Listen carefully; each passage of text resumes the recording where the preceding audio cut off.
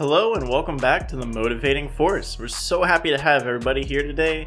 Joining me, as always, we have Josue, an aspiring Marine Corps officer who's finishing up ROTC and his bachelor's in the criminal justice field. And myself, Justin, a motivational speaker who's always more than excited to share all of our wonderful ideas and topics with you guys. This wonderful Monday morning, we're going to keep it simple, again, something nice and easy for you guys, but a good way to think about your life. And we're going to be talking about around the phrase, you are your best employer. Starting this off, this was something that was said in just about every single class I took when I was in school for my business degree. And I mean, it's like a mantra that was preached to you in terms of finding success. And there were a couple different implications towards this phrase. And the three main ones that really stuck to me were kind of as follows. One, no one has a clearer picture of your vision than you do. The second one, no one will work hard to achieve your dreams. Money as a motivator will only take people so far. And the third one, which is the most important one I think for today, is you are available for yourself 24/7. Yeah, and I like how, I was going to say that I like number two a lot, but they all blend in perfectly together because people nowadays get so caught up with trying to find money and, build up that bank account, but not give themselves enough time.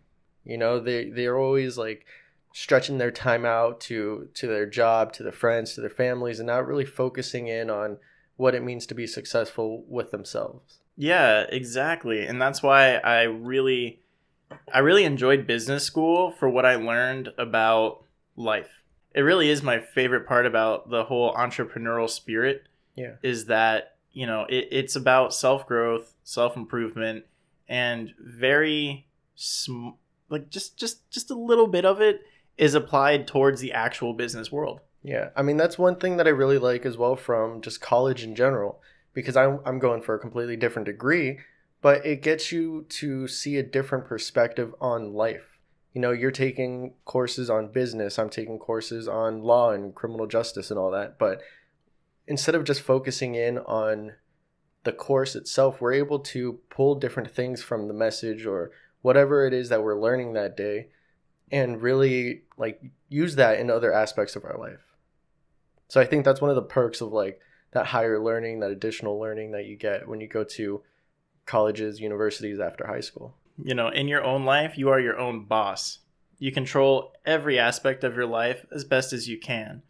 And I was just thinking that, if we took this and I kind of share this with everybody today and kind of let them apply this to their personal lives, let alone, of course, a professional or whatnot, just take a look at your life as a form of business. Right. You are your own business and you are your own boss. And maybe that different perspective can turn on a couple light bulbs for some people out there. So it's just something I really wanted to share today. Yeah, and what I like too is that everybody has some form of leadership quality, right? If you're sitting there, you're thinking, oh, I don't think I can ever manage a group of people or tell other people what to do or, manage their time wisely, use it productively. Hey, we're not telling you to do that.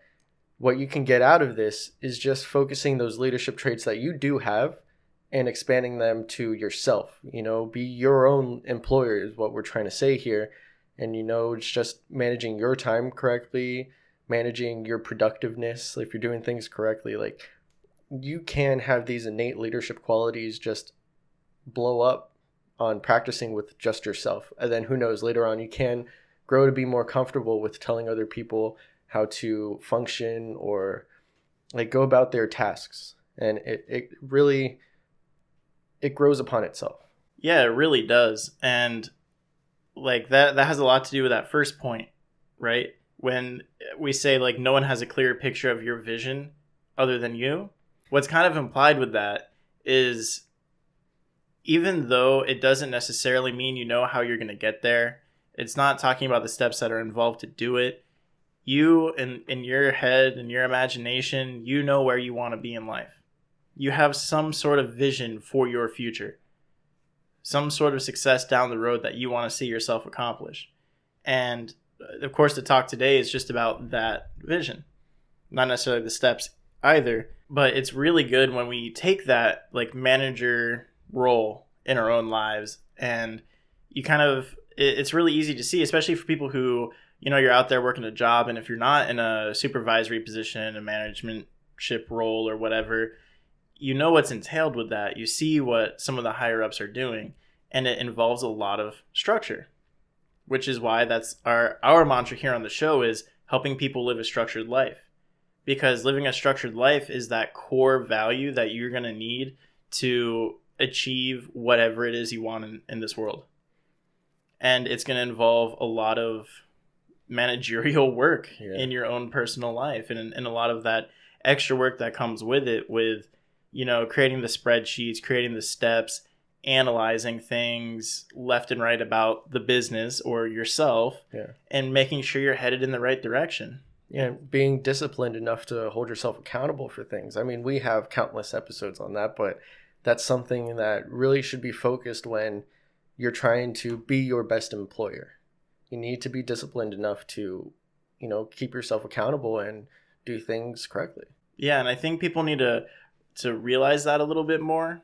I mean, before we used to have, like, you know, the responsibility, as we talked about in, I think, a week or two ago, you know, we talked about that with religion, right? Yeah. And how the world was kind of like, had more structure to it in that sense, because everybody had somebody above them. Yeah, some unifying force above them that was holding them accountable. Today, we see less of that. So I guess the main message in that is hold yourself accountable to yourself. Yeah. You know, to who you are, your business inside of you, who you want to be. Hold yourself accountable to the future you. Yeah. I had the example, I believe, in that episode of like the mini you sitting on your shoulder. And it's like, that's the higher power of yourself. Like your subconscious, your ego telling you like you need to keep pushing forward and doing these steps that you laid out for yourself to achieve those goals. Yeah, it's perfect, man. And I think that's the whole point of that first little step there in being your own employer, is understanding that, you know, you need to be responsible to yourself. You need to take in some managerial qualities in your own life and start applying them to really gain hold of your life, get control of that, create that structure you're going to need to advance yourself forward in whatever that vision is. Because people can only help you along it so much, because, again, you are the only one that has that clear vision of your future. So you need to do everything you can in your power to achieve that. And when we talk about, you know, doing everything in your power to achieve that, that rolls right into the second part that you kind of get from this saying, and that's no one will work hard to achieve your dreams. Yeah. And again, that it can be based on the fact that nobody has a clear understanding of your vision like you do. So people who are honestly out there trying to help you along and move you up in the world, one, they're only trying to take you so far. Nobody's trying to bring all that success to your life and put on the table for nothing. Yeah, and expect nothing less from it. Yeah, exactly.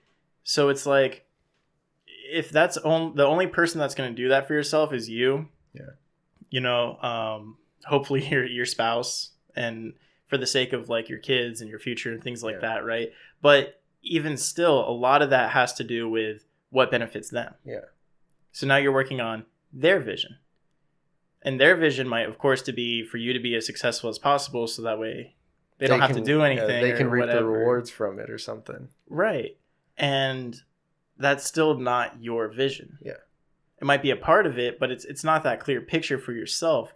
And those little minor differences are going to come up again and again and again when they're trying to help you. Yeah, let me add something to that real quick, too, because you could be the type of person that goes around telling everybody, like, what your goals are, what you want to do with your life, and you kind of like project all of this out into the world, which is one, it's good if you do it within yourself and like in private, but when you're going out and telling everybody like, listen, this is what I want to do, I want to get here, you will have those people that aren't certain of their own goals or their own vision in their life because they're not here listening to the podcast trying to seek growth, but they will try to leech off of that idea and try to get there before you, just to be some sort of like hater or just to bring you down, or subconsciously even do that.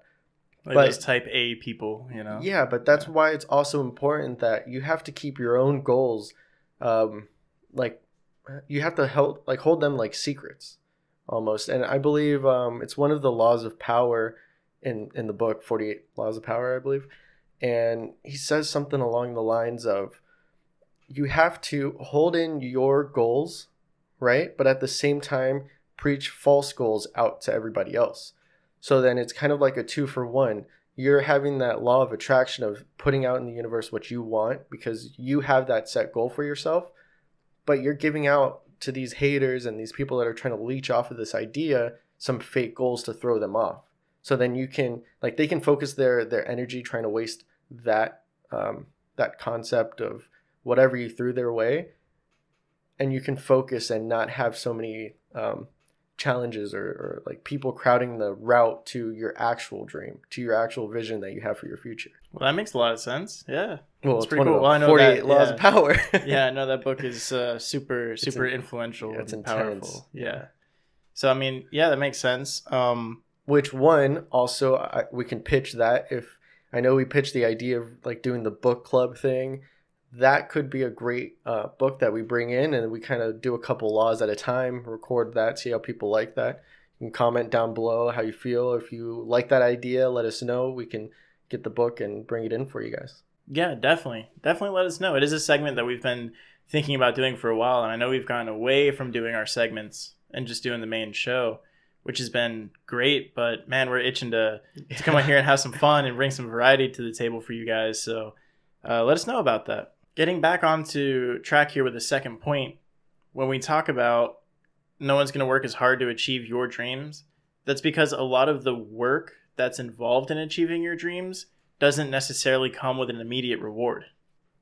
The end goal is where all the rewards come in, which is what stifles a lot of people from trying to achieve their own success, number one.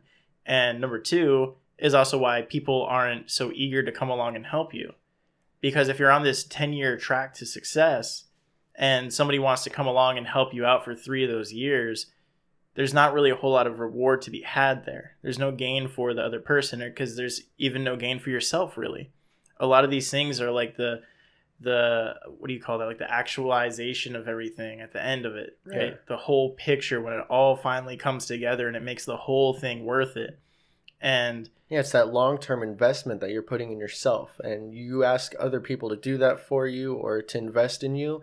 It's going to be a little bit hard if you have nothing to show for it within that time period. Exactly. Because when you take that approach again of yourself being that business, look at it in business terms. When you open up a new business, or you're starting this new venture or this new idea for yourself, or this new vision for yourself, same thing applies, where those first 2 to 3 years, you're not going to be making any money. Yeah. And the same thing is going to apply to yourself, where those first 2 to 3 years, you're going to see like the skill growth. You're going to see, the little milestones being reached, but they're not really going to mean anything. It's like the old adage where you have to put 10,000 hours into something to become a master at it. Yeah. So what are you doing at hour 6,000? You're still struggling. You're still trying to get there. You're still trying to be good at this thing. Yeah. And it's this 10,000 hour process to truly master something and become the best at it. Yeah.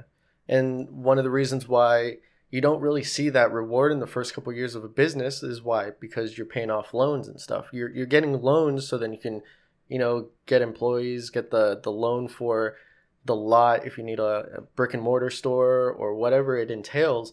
But that loan as well, look at it in a different light. And that's what? The hard work that you're putting into, dedicating time for yourself instead of giving it out to others. Yeah, because that time you put into yourself, that kind of loan repayment is, the countless of hours you're going to spend on like YouTube watching videos on how to do something. I mean, because it could be anything, right? Books Learning how to do carpentry or something, Yeah.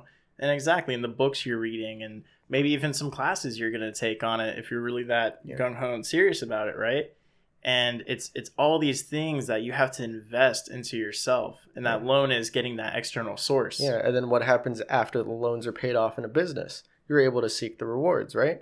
So then once you're done accumulating all that time spent for yourself, all that knowledge gained, and you reach that 10,000 hours, that 6,000, or what was it that you were saying, the 6,000 hour mark or whatever? Yeah. Or whenever the loans are paid off, that time is spent on yourself, then you can start, bringing people in. You can spend a little bit more time with the friends, the family, because you already got a big bulk of that done. It's already completed.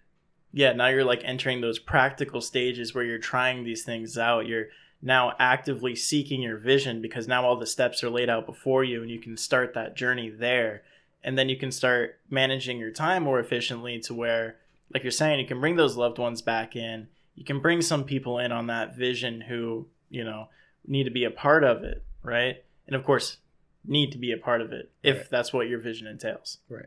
And a lot of those things, of course, is people in your personal life, like your family and friends. Yeah.